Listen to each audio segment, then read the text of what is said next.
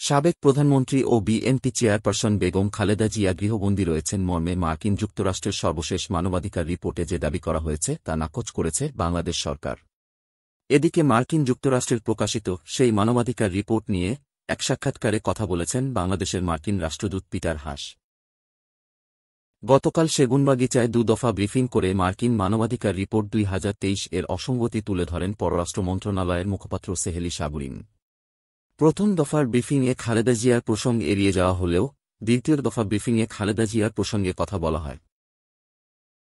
এ সময় সেহেলি সাবরিনের সঙ্গে ছিলেন মন্ত্রণালয়ের উত্তর আমেরিকা অনুবিভাগের মহাপরিচালক খন্দকার মাসুদুল আলম সহ জনকূটনীতি বিভাগের জ্যেষ্ঠ কর্মকর্তারা। বিকাল 3টার পূর্ব ঘোষিত ব্রিফিংয়ে খালেদা জিয়াকে গৃহবন্দী করে রাখা হয়েছে মর্মে যে দাবি করা হয়েছে তা নিয়ে কোনো কথা বলেনি মন্ত্রণালয়। ব্রিফিং শেষে এ নিয়ে লিখিত যে বার্তা শেয়ার করা হয় তাতেও খালেদা জিয়ার প্রসঙ্গটি ছিল না। অবশ্য পরক্ষণেই সংশোধিত বার্তা প্রচার করে পররাষ্ট্র মন্ত্রণালয় এবং দ্বিতীয় দফায় ব্রিফিং করে মুখপাত্র এবং তার টিম ক্যামেরার সামনে সংযোজিত বক্তব্যটি পড়ে শোনান। তবে তিনি এদিন মার্কিন রিপোর্ট বা কোনো বিষয়েই প্রশ্ন নিতে রাজি হননি। গণমাধ্যমকে দেয়া প্রতিক্রিয়ায় সেহেলি বলেন, যুক্তরাষ্ট্রের স্টেট ডিপার্টমেন্ট থেকে প্রকাশিত মানবাধিকার পরিস্থিতি প্রতিবেদন 2023-এ তথ্যের অসঙ্গতি আছে বলে মনে করে সরকার। পররাষ্ট্র মন্ত্রণালয়ের বিবেচনায় ভুল তথ্যের ভিত্তিতে ওই প্রতিবেদন তৈরি করা হয়েছে এবং সেখানে সরকারের ভালো কাজের কোনো স্বীকৃতি দেওয়া হয়নি। রিপোর্ট প্রকাশের দুদিন পর বৃহস্পতিবার আনুষ্ঠানিক প্রতিক্রিয়া দিল পররাষ্ট্র মন্ত্রণালয়। এতে বলা হয়, আমরা যতই চেষ্টা করি না কেন পৃথিবীর কোথাও মানবাধিকার পরিস্থিতি শতভাগ নির্ভুল নয়। বাংলাদেশ সরকার দেশে জনগণের মানবাধিকার পরিস্থিতি সমুন্নত রাখার আপ্রাণ চেষ্টা করছে। প্রধানমন্ত্রী শেখ হাসিনার নেতৃত্বে বাংলাদেশের মানবাধিকার পরিস্থিতির উল্লেখযোগ্য উন্নতি হয়েছে বলেও দাবি করা হয়।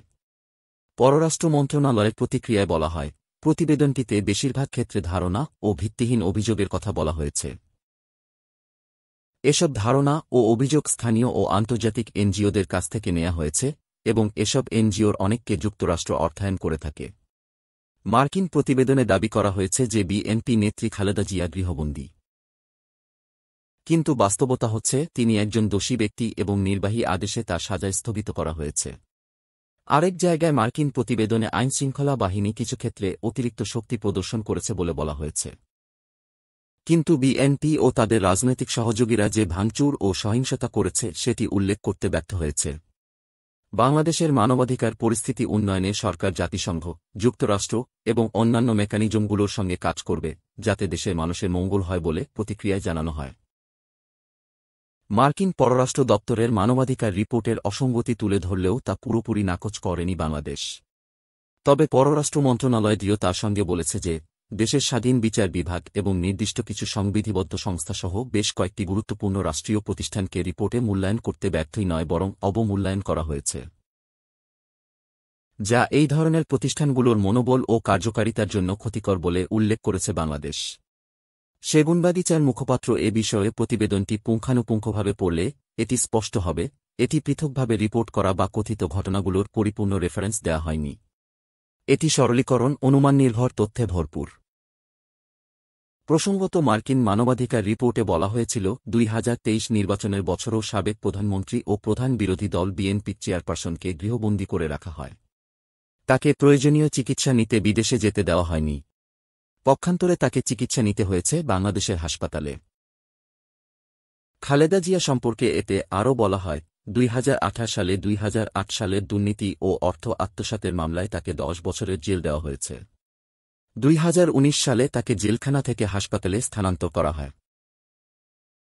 2020 সালে সেখান থেকে তাকে স্থানান্তর করে গৃহবন্দী করা হয়।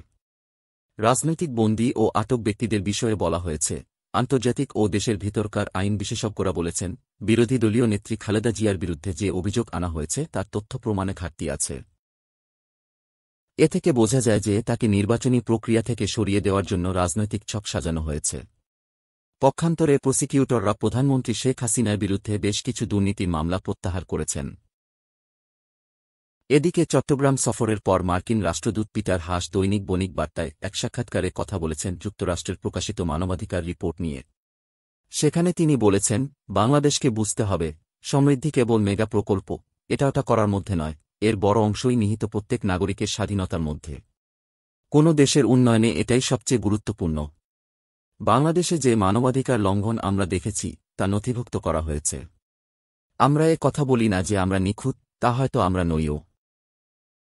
আমাদের মানবাধিকার ইস্যুগুলো নিয়ে লোকজন কিন্তু ঠিকই যুক্তরাষ্ট্রের সমালোচনা করে। কিন্তু মানবাধিকার ইস্যু যদি খতিয়ে দেখা না হয় এবং সে সমস্যা সমাধানের চেষ্টা করা না হয়, তা এমনিতে কেটে যাবে না। গত সপ্তাহে যুক্তরাষ্ট্রের থিঙ্ক ট্যাঙ্ক প্রতিষ্ঠান আটলান্টিক কাউন্সিল একটি প্রতিবেদন প্রকাশ করেছে।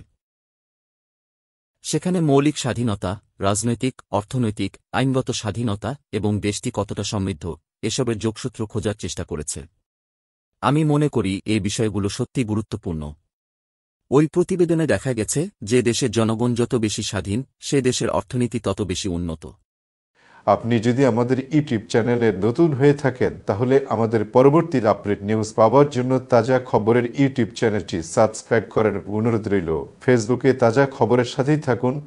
আমাদের নিউজগুলো যদি আপনাদের ভালো লাগে তাহলে অন্যকে জানানোর জন্য লাইক শেয়ার করুন।